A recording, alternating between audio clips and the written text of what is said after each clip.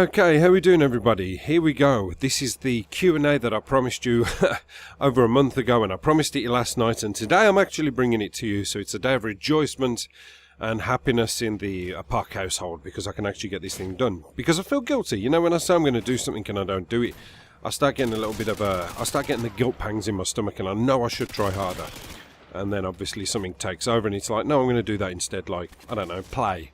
So I thought, well, I've got some time, I'll get this done, and I've been looking forward to answering some of these questions. Some of them are a little bit, you know, more basic, such things as, how old are you? And it'd be like, well, I'm 37, you know, that's it.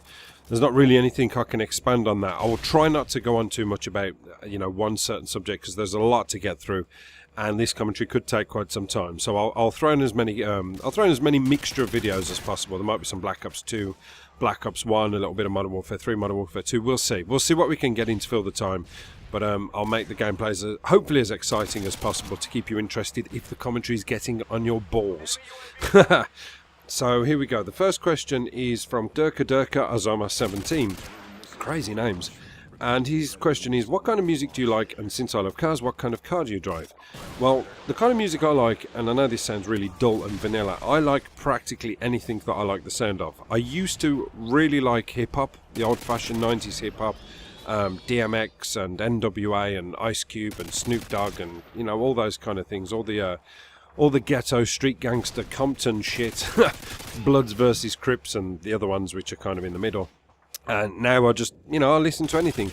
If it pleases my ears, I will listen to it and I will enjoy it. So I like a mixed bag. And as far as cars go, I drive a Ford Focus. So, you know, it's a bit more family friendly. My favourite car I've ever had was an Alfa Romeo 147. Beautiful car, red leather interior, Italian, loved it. Unfortunately, I killed it. So I look back on that with a little bit of regret, I suppose. Jack Ballard here has asked me, how old are you and what part of England do you live in? I'm 37, as I say, and I live in Birmingham. Pretty much all I can say about that.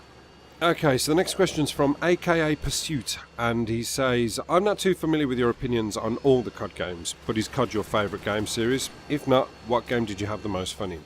Call of Duty probably at the moment is up there with my most favourite game series. The game that I probably had the most fun in, series-wise, I would probably say would either be Silent Hill, because I just like to turn off all the lights, get a little bit scared and spooked out by that. Yeah, I'm a massive Silent Hill fan, I really am. The other one would probably be Grand Theft Auto when it comes to fun facts, and that's what I say. You know, people are probably quite surprised I haven't really uploaded any Grand Theft Auto, but Grand Theft Auto, if I think back to Liberty City, that was my favourite. Liberty City was so much fun. You know, when I think of, what was his name, Eddie Chunks, the guy who owned the dog food factory, those little missions, they were just fantastic. So yeah, probably Grand Theft Auto would be the most fun factor, but Call of Duty at the moment is more current, and I suppose the competitive online side of it would make that the most fun. Okay, a guy called Jack Daniels, ironically enough, has asked me a question that says, hey Apuck, what is your favourite alcoholic drink? Well, it's actually not Jack Daniels, because when I drink whiskey, I get violent. I don't know what it is. There's something inside of whiskey, and I found this out on my 17th birthday, I believe it was.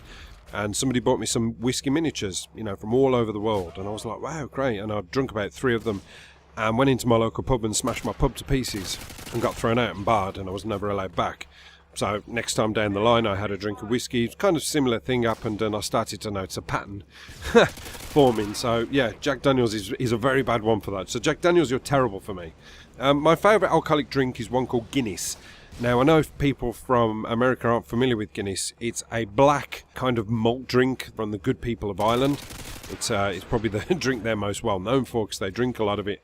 But yeah, it's my favourite drink. I can drink heaps and heaps of the stuff, and I get nicely merry, and then I wake up next day and I feel on top of the world. I don't get hangovers from it. It's awesome stuff. But it doesn't agree with everybody in the same way. Some people find it too heavy, and they find that drinking too much of that can leave them in bed for about 4 days. So yeah, I've got Irish in my blood though, so that's all good. Mr. Charles the Cat has asked me, why do you like cherries? And I would say I probably really don't like cherries that much, because I don't like piss-arsing around spitting out pips. But my daughter loves cherries. TBT Twist has asked me Birmingham or Aston Villa. Man, so that would be Birmingham. Dirty Irish Sapper has asked me, why did you start and what keeps you going? The reason, I'm assuming you're talking about YouTube, the reason I started YouTube was because I don't know, I just thought, why not? You know, I liked watching montages and Sandy Ravages and things like that, and I thought I would like to have a go at that and put something out there. I didn't really think it would get to where it's got to now. I thought I would probably have 2 subscribers for the rest of my life. And what keeps me going, basically, and I know it sounds cliche and cheese, but it's you guys. Because if I didn't have your feedback, if I didn't have the views per video and I didn't get the nice comments, I would probably do what a lot of other YouTubers do at this stage and think, I don't need to do this anymore because there's nobody watching my stuff. There's nobody commenting. I'm obviously not interesting people. I've seen it happen to a lot of channels. You know, they're good channels, they've got a good size, but they just don't get the kind of interaction that luckily I get, you know, and I am very, very lucky to have good subscribers. Again, I'm not just saying that, it's the truth. So yeah, you guys keep me going, and I started for the shits and gigs. Okay, Odin Miller has asked, hey, I wanted to know, what would you classify as a really good day in the life of Apocalypse? Curiosity is peaking, smiley face with a tongue sticking out. I would say a really good day in the life of me would be for me to wake up in the morning feeling as fresh as a daisy, having a nice full English breakfast cooked for me, sitting at the table with a great big steaming hot cup of tea, sit and eat it with my family, and then go out for a special day out to the fun fair with my family with enough money in my pocket to get me and my daughter and my wife whatever we want, do a bit of clothes shopping, drive to a restaurant, have a meal, have a few glasses of wine, I don't know, finish off the evening at home, play some games, put my daughter to bed, relax, enjoy the rest of the evening with my wife. I was going to say make sweet passionate love to her, but probably knock her back doors in, and then and then finish off by playing some video games and getting about 300 Moabs and nukes and whatever else in a night. That to me sounds pretty good. I'll be happy with that. But that's kind of like my life as it is now. You know, you have to try and keep it simple. I suppose another way of looking at it would be to wake up and win the fucking lottery. Who knows? But yeah, that's not a bad day for me. I'd be happy with that one. Okay, Get Quick Scoped X has asked me, do a funny moment you had in school and show some pictures if you dare. Well, I don't have any pictures of me from when I'm at school, and if I do, my mother's got them. But I can tell you one funny moment that seems to just pop into my head. I never had a lot of money at school. You know, me and my family, we were quite sort of living on the breadline. We were quite poor. You know, the peer pressure you get at school, you have to keep up with the local trends. You all have to have the same sort of uniform. It's got to be about the person who has their tie the loosest or have their, I don't know, rucksack on one strap. With me, it was all about bags in our school. Everybody had to have the right bag. It had to be a designer bag. It had to be a good sports designer bag. There was never really anything like JJB Sports where everything was so friggin' cheap. It was like JD Sports and you had to pay a little bit more money. So, my sister who was working had this Adidas bag, and it was a beautiful bag. It was just new, it was current, it was designer, it was nice. It was really, really nice, really stand out, really looked quite good. I decided when she went to work one day and left it at home to put my school books in it and take it to school because my bag was shit, basically. So I took it to school and I was flashing it around, and the guys at school were like, hey, nice bag, and I was like, yeah, okay, propping up the rep, keeping it real with the homies. They all see the bag, they all like what they see. And I remember sitting down in a maths class, and the teacher was doing his lessons and we were all watching and we were all being attentive. People started screaming in the class, going, oh, and then I seen this thing getting slung across the class, being thrown from person to person, screaming. And all of a sudden, this pair of pink knickers landed on my desk. And I was like, holy shit, and I picked them up and I threw them, and I was laughing along with the class in jest, and oh, it was a hilarious jape, and everybody was laughing and all looking at me, and it was like, yeah, that was brilliant. Where did those pants come from? That's disgusting. And they said, out of your fucking bag. Clearly, my sister had left her gym bag with her used panties in from the previous training session, and I didn't clear it out properly. And somebody decided to go in my bag and suddenly found a pair of knickers and throw them around the room. Now, if I would have been smart, as of course I went red-faced and I could have died inside.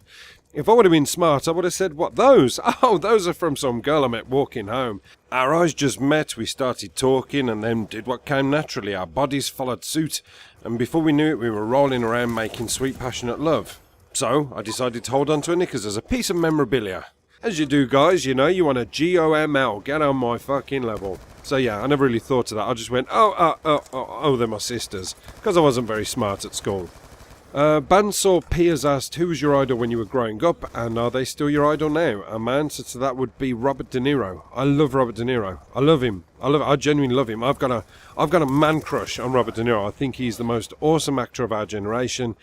And the reason I love him is because I've read his autobiography. I mean, I love him anyway because of the characters he plays, but I read his autobiography, and that man lives his character. So he did a video called, he did a film called Awakenings, which was him and Robin Williams. And he basically plays this patient in a mental hospital who basically just goes to sleep. You know, when he's a kid, he just goes into this trance, and that's it. It's kind of like locked-in syndrome, I think we call it now. He's got that. And what he had to do to prepare for that role was, well, he didn't have to, but he decided to go and live in a mental institution for about 3 months to get a feel for the place, to understand how it works, and to understand what frame of mind you're in. Now, that is commitment. So, yeah, Robert De Niro is my idol, and he's still my idol now, definitely. Okay, Metallica Rocks 911 has asked me, what is or are your favourite movies of Pac? I would say Godfather 1, Godfather 2, I suppose I'd have to say Godfather 3 to keep it with the trilogy thing, but yeah, the Godfather series. I love them. I'm heavily into Mafia. I find Mafia fascinating. I think they're bastards, but I find them fascinating, the whole family credit value thing, and just the business sort of ethics and things like that. But yeah, Godfather is just brilliant stories. Again, it's going back to the Robert De Niro thing. Love them so much, they're timeless. Kreia has asked me, can you do an Allier impression?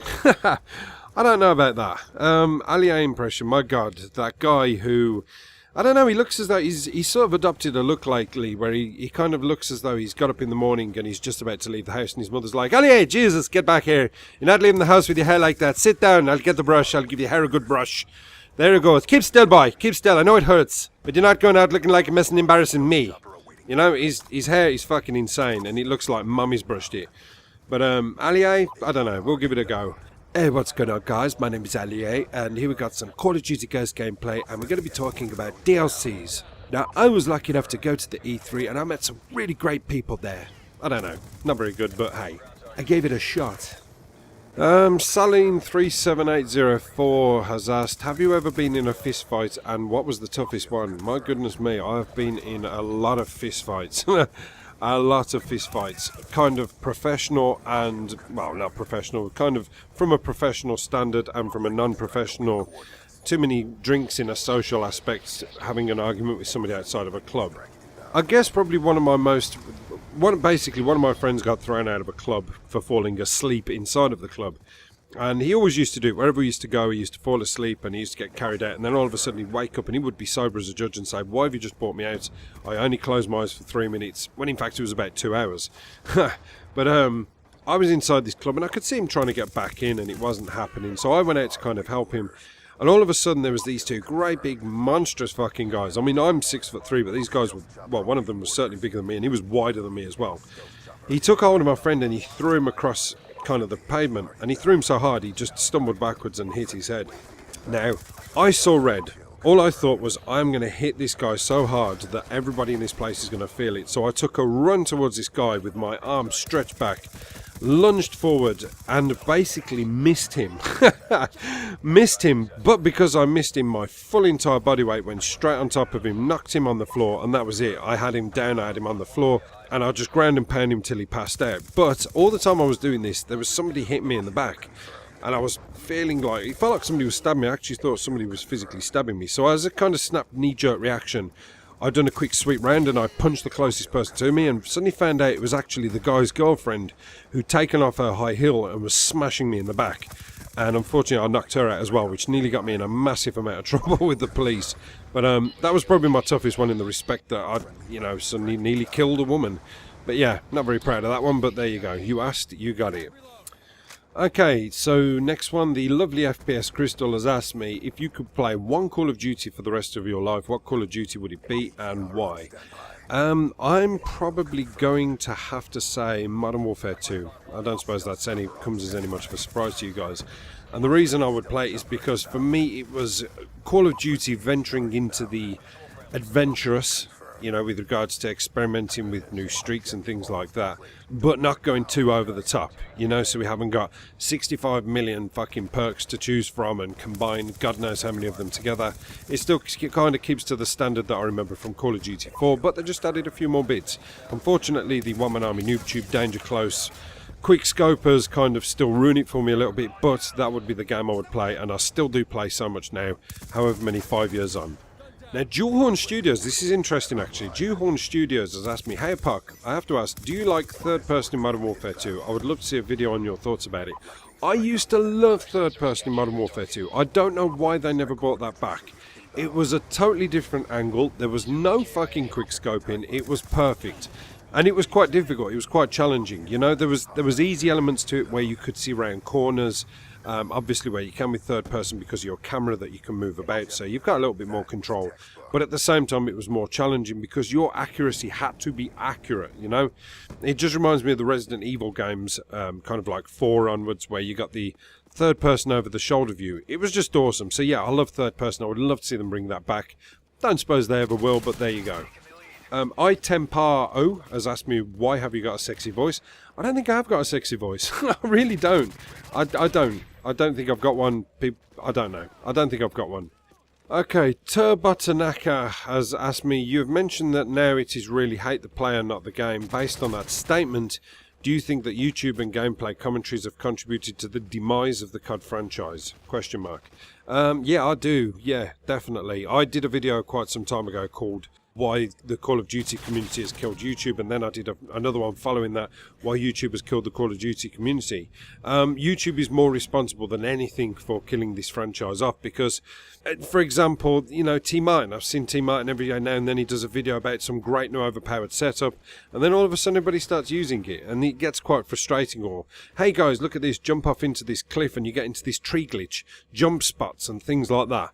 I don't know, it's kind of bad tuition that makes for bad gameplays, that makes for bad opponents or enemies or whatever you want to call them, and it can make things quite frustrating. So yeah, YouTube is an absolute damnation where Call of Duty is concerned, but I'm part of the community thing, so I guess I'm probably to blame as anybody else. Okay, Insidious Minds has asked me, have you ever had any experiences while smoking marijuana, like little leprechauns slyly roasting on an open fire? If not, what is your favourite alcoholic beverage? Well, I'll answer the marijuana one. No, I've never had any experiences like that with the whole marijuana thing. One thing I did have once upon a time was, way back in the 90s, you used to be able to get, and you can't really get it so much now, you used to be able to get LSD, which was little tiny acid tabs which had pictures of Bart Simpsons on, which were quite light, not too powerful, and then you'd go up to microdots and whatever else. I once took, I think it was 7 microdots, which is a lot. That's a lot of acid to take. But I was young and I was stupid. I used to do a lot of things like that. And I took 7 microdots once. And unfortunately, I took them with my girlfriend. And, you know, I was just round her house. We were chilling out. We were obviously cuddling up and doing whatever we used to do when I was that age. This was when I was 16, by the way. And then I decided to walk home. And I actually had school the next day. So I walked home. And all the way home, everything started to change, and it felt as if the trees were closing in on me. So I ran home, locked myself in my bedroom, shut the door. Now, I don't know if any of you older guys who are from England will remember this time, but once upon a time when the whole rave scene was really kicking off, you used to get these flyers. And on these flyers, it used to have all these great designs of the new raves that were happening. So there'd be a local legalised rave in some field in some place, and it'd be called Amnesia or something like that. And you used to get these flyers. Now, the fashionable thing was when I was at school was to exchange those flyers or swap them, like kind of, I don't know, football cards or whatever. We used to swap flyers, and then what we'd do is the fashionable thing was to put them on your wall and kind of montage them round so you'd have a nice big colourful wall. The only problem with that was, especially when you take 5 to 6 microdots, is when you shut a door and you turn the light off, all of a sudden you start looking at the wall and things start taking shape. You know, it's like if you look at a bunch of colours and lines, all of a sudden you start making out images and visions in your eyes. For some reason, I looked at the wall and I saw a giant 4-foot Duracell battery, and it looked as though it was trying to smash through my wall and get to me. And that was probably one of the most scariest things that has ever happened to me, because I was trapped in my own room getting trolled by a Duracell battery with legs and arms and aggressive eyes and everything. So yeah, I once saw a Duracell battery and he wanted blood. Okay, Matty G has asked me, what is the weirdest thing you have ever done? Man, Jesus, where would I start with that one?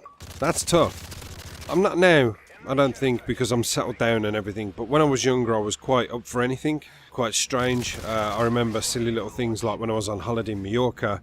It was hot, it was baking hot, and basically all the snakes that were in the mountains decided to come down and take refuge on the lower ground because they were just too warm, you know, they needed to cool down.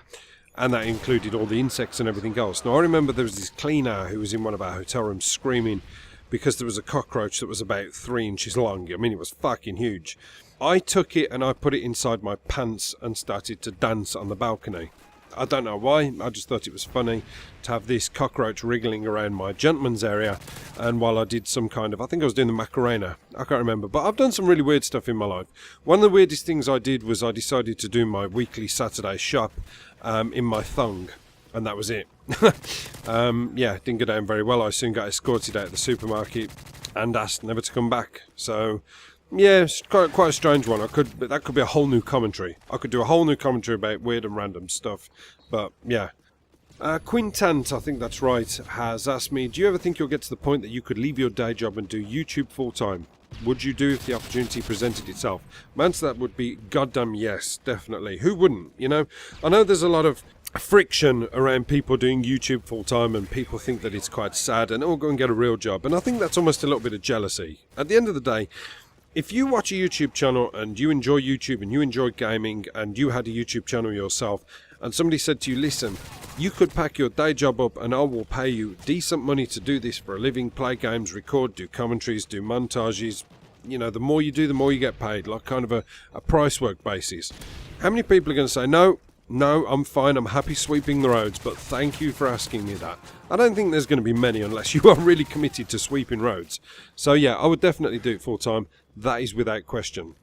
Marco Polo wants to know, one question, do you love Super Pook as much as I do, or what? Yeah, I've got a bit of a crush on Super Pook, strangely enough. I don't know what it is. She does things. But I know I think she's married, so yeah, I'm married as well. But yeah, I got a little bit of a sort of soft spot for Pook, as I have with a couple of other lady commentators that I shall not mention. Hit goal Bex. Oh my goodness me, hit goal Bex. I just want to take that girl and put her in my pocket and feed her muffins. She's lovely. Anyway, I would probably say that that's it. I'm not going to bore you with any more. I hope I've answered as many questions as I possibly can. I've probably edited a few out because this has taken a long time. So I hope you enjoyed the gameplays and I hope you enjoyed the commentary. Enjoy the rest of your day and I'll see you on 20,000. Apocalypse done.